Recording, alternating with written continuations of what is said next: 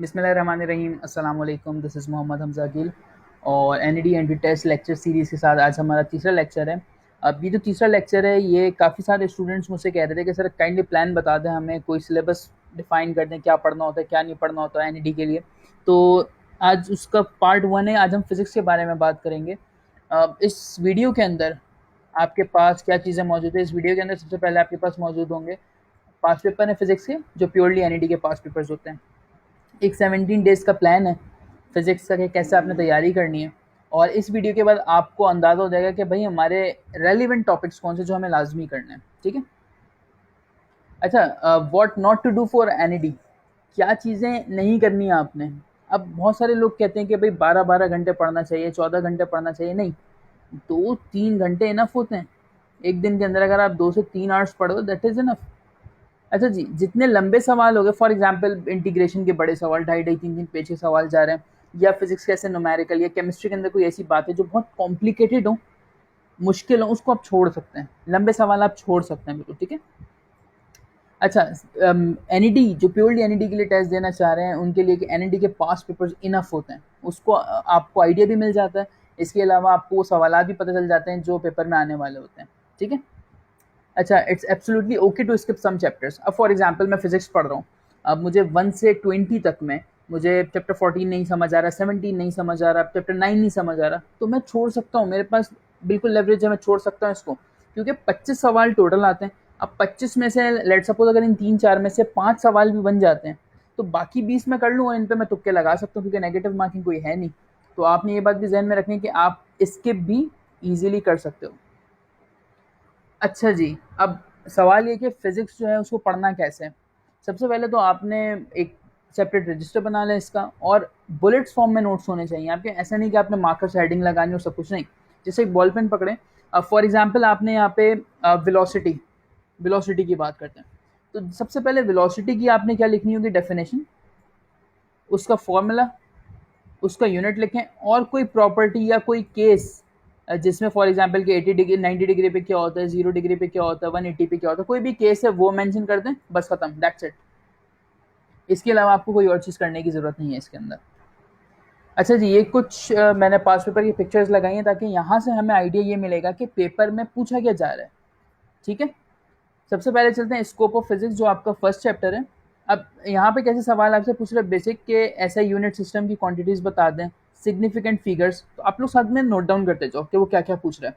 Significant figures पूछ रहा है, dimensions, dimension of angular momentum, again ऐसा यूनिट।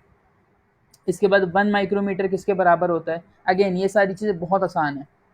अच्छा, which one of the following represent the dimension of power, ये अच्छा सवाल है कि पावर की डायमेंशन इनमें से कौन सा शो करता है, तो आपको डायमेंशंस निकालनी आनी चाहिए बस, इसमें से आपके पास आंसर आ जाएगा।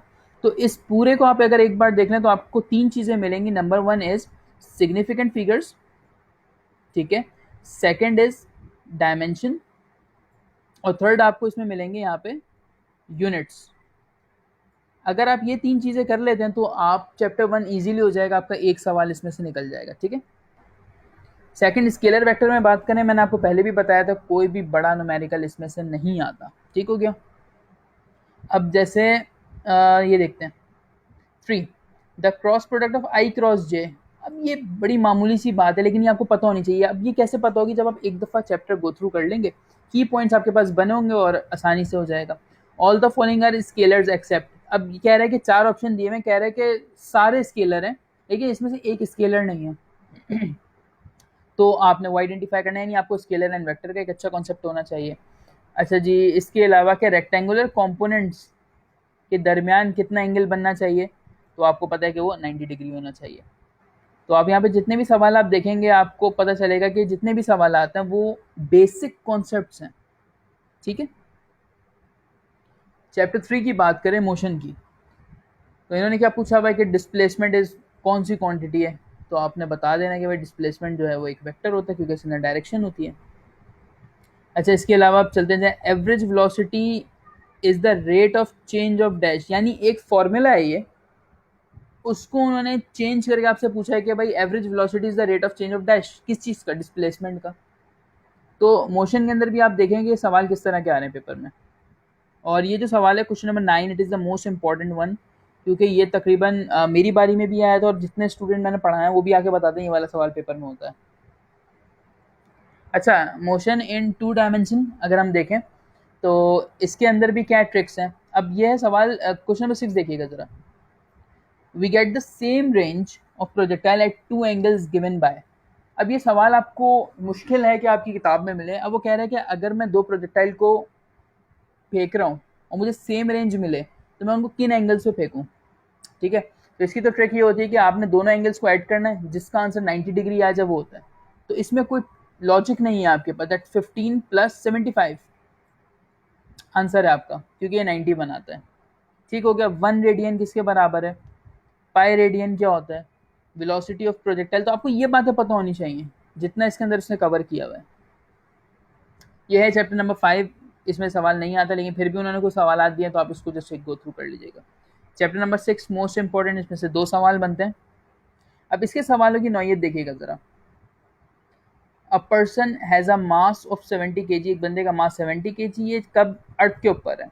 The mass on the surface of the moon कितना होगा? अब हमें ये बात पता है कि जो मास है वो जो है सेम रहता है, तो मास भी कितना होगा? 70 केजी। इसमें अब वो ज़्यादा से ज़्यादा क्या घुमाएगा? आपको वेट दे देगा, मून की ग्रेविटी दे देगा, कहेगा वहाँ का वेट निकाल दो। ठीक हो गया। वर्क पावर एनर्जी, इस चैप्टर को जब भी पढ़िएगा तो वर्क पावर एनर्जी तोड़ तोड़ के पढ़िएगा, इसको साथ मत पढ़िएगा। इसमें कह रहा है power is the dot product of dash. Formula पूछ लिया इसने आपसे। अच्छा, the work given to a machine, ये एक बहुत ही मैट्रिक क्लास का सवाल है। उसके बाद the work done by centripetal force is equal to, ये आपको पता है। यूनिट्स आपको पता होने चाहिए। आगे चलते हैं। वेव मोशन, इसके अंदर आपने क्या पढ़ना है? इसके अंदर आपने ये पढ़ना है कि वेवलेंथ और फ्रीक्वेंसी के रिलेशन कैसे होते हैं, सिंपल पेंडुलम क्या होता है। सही है।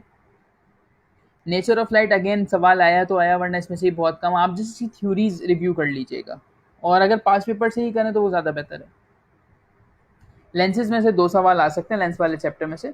इसके अंदर जैसे ये सवाल ही इंपॉर्टेंट है। The power of a lens of a focal length 100 centimetre is. अब आपको सिर्फ फोकल लेंथ का फॉर्मूला पता होना चाहिए। इसी तरीके से least distance of distant vision, ये पता है आपको। Power of convex lens positive होती है, नेगेटिव होती है। डायोप्टर किस चीज़ का यूनिट है। ठीक है, तो कॉन्सेप्चुअल चीज़ें ज़्यादा हैं। हीट एक अच्छा चैप्टर है, इसमें से भी 2 सवाल बन जाते हैं आपके पास। अब हीट जो है एक आसान चैप्टर भी मैं कहूँगा इसको, क्योंकि इसके अंदर आपको ये पता होना चाहिए टेम्परेचर और हीट का डिफरेंस क्या है। फ़ारेनहाइट, सेल्सियस और केल्विन क्या डिफरेंस है। कौन सा टेम्परेचर है जिस पे डिग्री सी और डिग्री एफ की वैल्यू सेम आती है। यूनिट्स आपको पता होने चाहिए। कन्वर्जन्स आपको पता होनी चाहिए। अच्छा, इसके अलावा और कोई इसमें कोई ऐसी खास बात नहीं है। इस चैप्टर को एक बार किताब से पढ़िएगा, फिर इसके सवालात कर लीजिएगा, दैट्स इट। इसमें जो छोटे छोटे न्यूमेरिकल आते हैं, परसेंटेज वाला न्यूमेरिकल लाजमी कीजिएगा। इलेक्ट्रोस्टैटिक्स और इलेक्ट्रिसिटी ये हमेशा मिला के पढ़िएगा आप, क्योंकि इसके कॉन्सेप्ट सेम है। अच्छा, इलेक्ट्रोस्टैटिक और इलेक्ट्रिसिटी में से अगेन कूलम लॉ वाले सवाल आते हैं। एनईटी के अंदर बहुत कम होता है ऐसा कि कोई टेक्निकल सवाल आया वो हो जिसके अंदर डायग्राम हो, तो ऐसा नहीं होता। ईजी सवाल आते हैं इसके अंदर। ठीक है। अब यहाँ पे जितने रिलेशंस होते हैं ना, ये वो देखें यहाँ पे कि when slab of insulating material is introduced in a capacitor it's capacitance. तो अब बेसिकली ये आपसे क्या है, रिलेशन का सवाल है, सिंपल। और कूलम लॉ के न्यूमेरिकल आते हैं। करंट इलेक्ट्रिसिटी के अंदर आपको पता होना चाहिए सबसे मशहूर V is equal to I R, वो हर जगह ही लग रहा होता है। अगेन फिर पावर के फॉर्मूलाज, तो पावर फॉर्मूलाज वगैरह सारे फॉर्मूलाज को एक जगह लिख लीजिएगा और फिर सवाल करेंगे हम उसके। मैग्नेटिज्म, इलेक्ट्रोमैग्नेटिज्म, वैसे 14 जो है एक बड़ा चैप्टर है सेकंड ईयर का, लेकिन इसमें से कम सवाल आते हैं पेपर में। और अगर आपको ये मुश्किल लगे या इसमें बातें ज़्यादा हैं, आप स्किप कर दीजिएगा इसको। ठीक है, तो ये पूरे रीजन है जिसमें सवाल आपके पास आएंगे।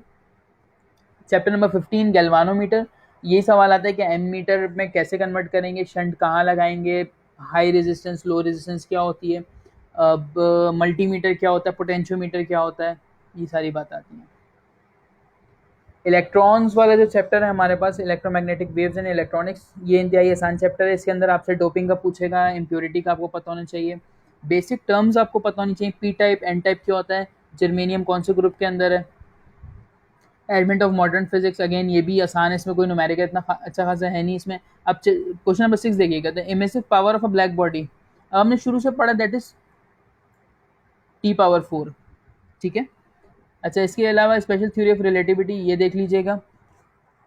तो चैप्टर नंबर 17 जो है ना, इसमें से थ्योरेटिकल पार्ट ज़्यादा आता है।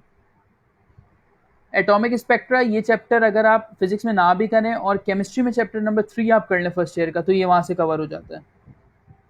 अच्छा, एटॉमिक न्यूक्लियस पे आ जाते हैं। एटॉमिक न्यूक्लियस, इसमें से रेडियो एक्टिविटी, हाफ लाइफ का न्यूमेरिकल आ जाता है, यूनिट्स आ जाते हैं।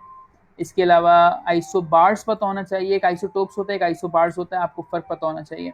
न्यूक्लियर रेडिएशन में आपको ये पता होना चाहिए कि गीगर काउंटर क्या काम करता है, विल्सन क्लाउड चैम्बर क्या काम करता है, और इलेक्ट्रॉन्स, प्रोटॉन, न्यूट्रॉन से रिलेटेड सारी चीज़ें। ओके जी, लास्ट में आपको मैंने कहा था कि 17 डेज़ का एक प्लान होगा, तो प्लान आप कुछ इस तरह से करें। ये मेरी एक सजेशन होती है, फॉलो करना ना करना आपके ऊपर। आप अभी तक हमने जितनी भी चीज़ें देखी उसमें आप ये देखें कि डायमेंशन है पेपर में, यूनिट्स पूछे जा रहे हैं, स्केलर वेक्टर के सवाल आते हैं, मोशन इन 1D 2D, इसके न्यूमेरिकल्स आपने करने हैं, और कम से कम 5 सवाल आपने करने हैं पास पेपर के।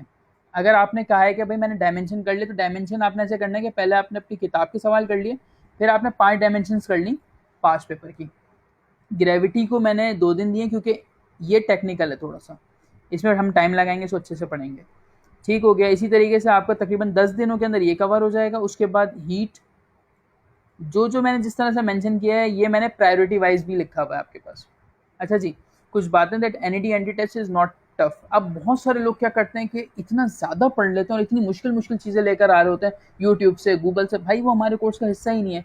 एनईडी सिंपल इंटरमीडिएट, और वो भी आपका ये इंटर बोर्ड वाला, नॉट सक्खर रीजन और पंजाब बोर्ड, इधर का नहीं आता इसमें। इसमें जो सारी चीज़ें आएंगी वो आपकी सिंध बोर्ड की आएंगी, ठीक है। तो टफ के ऊपर मत जाइएगा, एक नॉर्मल पेपर होता है इसका। अच्छा, और बहुत सारे लोग क्या करते हैं, बहुत सारे स्टूडेंट ऐसे भी होते हैं जो कोई ट्रिक उनको बताओ ना तो उसकी लॉजिक में गुजर जाए कि सर लॉजिक कैसे, हमें डीप जाना है, हमें समझा है। देखो, इट्स अबाउट के सवाल आएगा, आपने जवाब देना है। अब जवाब आप ऑप्शन देख के दो, या फिर आप लंबा मेथड करो कोई 10 मिनट का, या आप कोई छोटा मेथड करो जो 2 सेकंड में आंसर दे दो उसका। तो आपने आंसर चाहिए आपको। इसीलिए होता है कि जो 90% वाले होते हैं ना, अक्सर वो फेल कर जाते हैं। 85% वाले लोग फेल कर जाते हैं, 90 वाला बच्चा नहीं ला पाता, लेकिन 60-55 वो कर लेते हैं क्योंकि उनके कॉन्सेप्ट क्लियर होते हैं, ठीक है।